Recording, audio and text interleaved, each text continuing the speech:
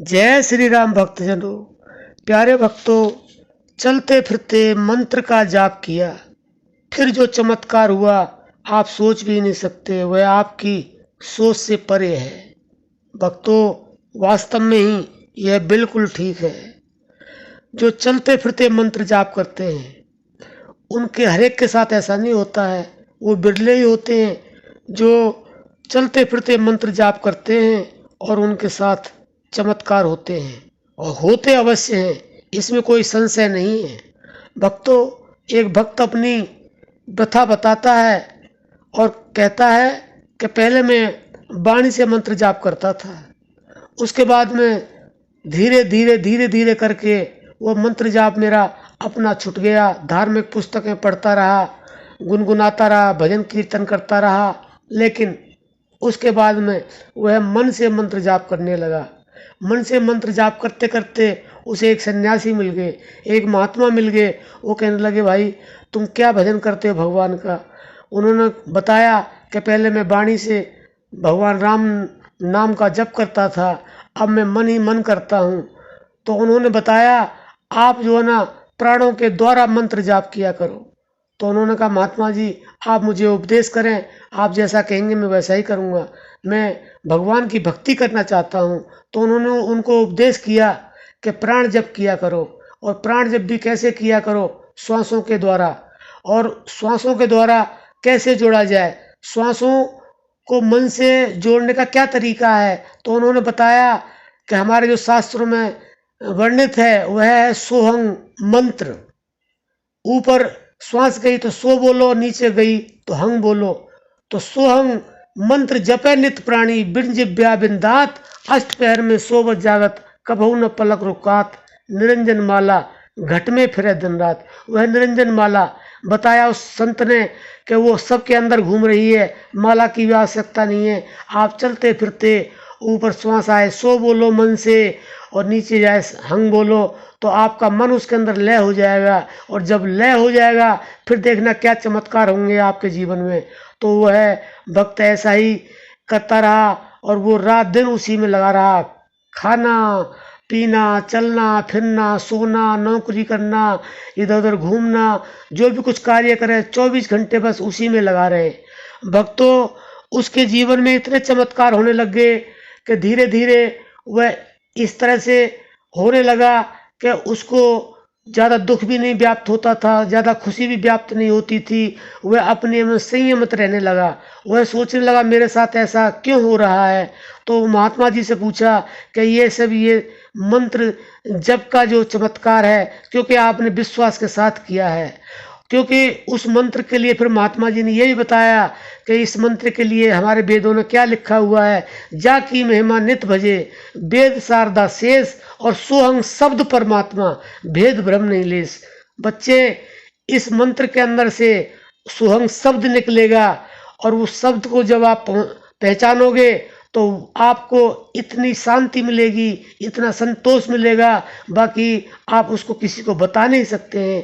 तो भक्तों, कुछ समय के बाद में उसको अपने आप ही कानों से झंकार सुनाई देने लग गई। उसने कहा, महात्मा जी ये क्या हो रहा है? कहाँ बेटा, यहाँ तो तुम्हें पहुँचना ही था। तो वो रात दिन उस झंकार को सुनने लगा। तो लोग तो वैसे बताते हैं कि कान बंद करके सुनने लगे, तो उसको बिना कान बंद करे जहाँ भी जाता, शोरगुल में भी जाता, तब भी उसको झंकार सुनाई देती। तो भक्तों, उसने महात्मा को बताया, महात्मा जी मेरे साथ ये क्या घटित हो रहा है? उन्होंने कहा, बेटा ये बहुत अच्छी बात है, आपका पूर्व जन्म का संस्कार है, वह पुराने भक्त हो आप, इसलिए आपके साथ ये घटित हो रहा है, और अभी आपके साथ बहुत कुछ घटित होगा।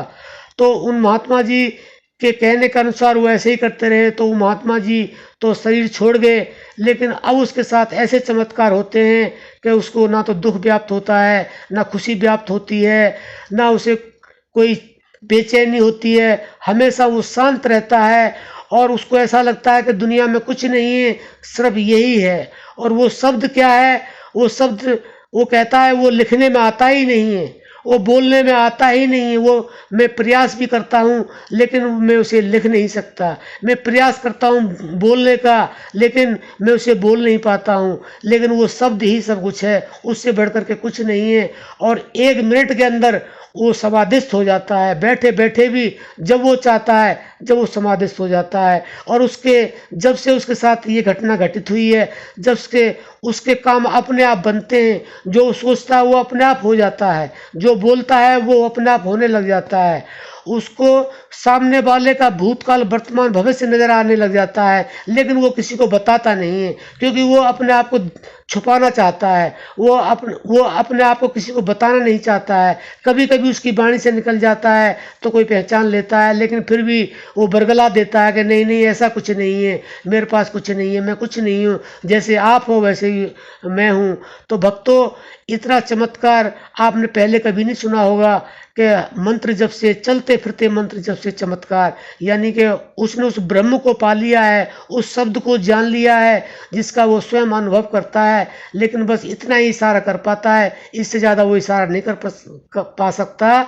वो कहता है कि मेरे बस की बात नहीं है, रात दिन प्रयास कर रहा हूँ मैं बताने का, लेकिन बता नहीं पा रहा हूँ, मैं लिखने का भी प्रयास कर रहा हूँ, लेकिन मैं लिख पा नहीं पा रहा हूँ। लेकिन है वो हमारे अनहद, पहले तो हमारे श्वास के अंदर घुला हुआ है, फिर हमारे श्वास के अंदर जब हमारी निरंतरता आ जाती है, उसके बाद में वो अनहद तक चला जाता है। और अनहद के अंदर, जैसे अलमारी के अंदर अलमारी होती है, लॉकर होता है, इस तरह से वो शब्द है, उसको जो है ना केवल सुना जा सकता है, और सुना भी नहीं जा सकता, वो इंद्रियों का विषय नहीं है, उसको कान नहीं सुनते हैं, वो इस तरह की वो आवाज़ भी नहीं है, वो धुन भी नहीं है। वैसे तो उसको शब्द कहा गया, शब्द का मतलब है धुन, धुन शब्द नहीं है और शब्द भी धुन नहीं है, लेकिन वो वाणी पर आता ही नहीं है, वो लिखा नहीं जा सकता, केवल वो अनुभव होता है। तो भक्तों, हम आपसे कहते हैं कि चलते फिरते, सोते उठते जागते समय आप इस मंत्र का जाप करते रहें, तो आप जो है